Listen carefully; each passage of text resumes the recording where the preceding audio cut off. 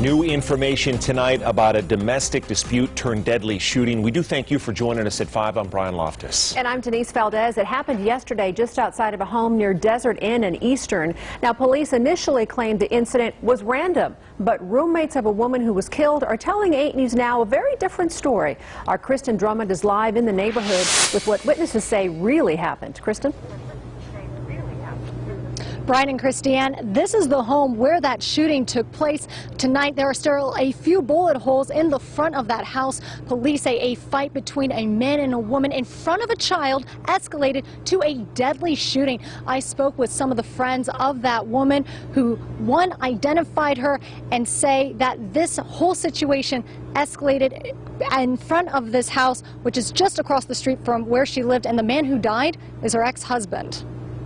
Neighbors were traumatized, but nobody could be traumatized like that child. Teresa Scott watched the aftermath of a deadly shooting in her neighborhood. She snapped photos of police trying to comfort a young boy in front of her home after he watched both his parents die. That's his coloring book and little stuffed animal and colors and stickers. Close friends and roommates identify the woman killed as 34-year-old Karen Goodyduck. They say she lived in the neighborhood about a year. I've seen her a couple of times outside, like cleaning.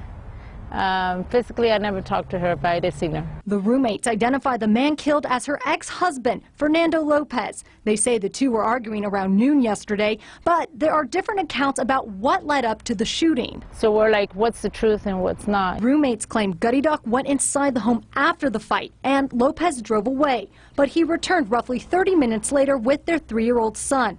The friends suspect Goodyduck went outside to the car and another fight started before police say Lopez shot and killed her. Police, on the other hand, say the duo drove to the neighborhood together with their son. When they left the car, Lopez started threatening Goodyduck. Police add she went to a neighbor's house and asked 2 men to hold her son. The lady, out of sheer desperation, knocked on that door for strangers to help her. The argument escalated and the neighbor got a gun to try and defuse the situation.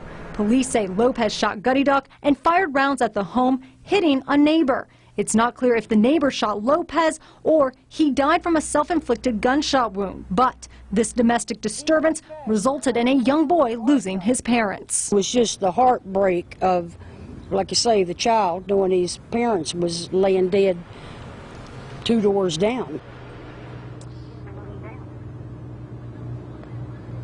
Now, the neighbor did survive the shooting and is expected to be okay. Court records show Goodyduck and Lopez married in 2015 and divorced last year. Now, as for their child, he is currently in Child Protective Services. Reporting live, Kristen Drummond, 8 News Now.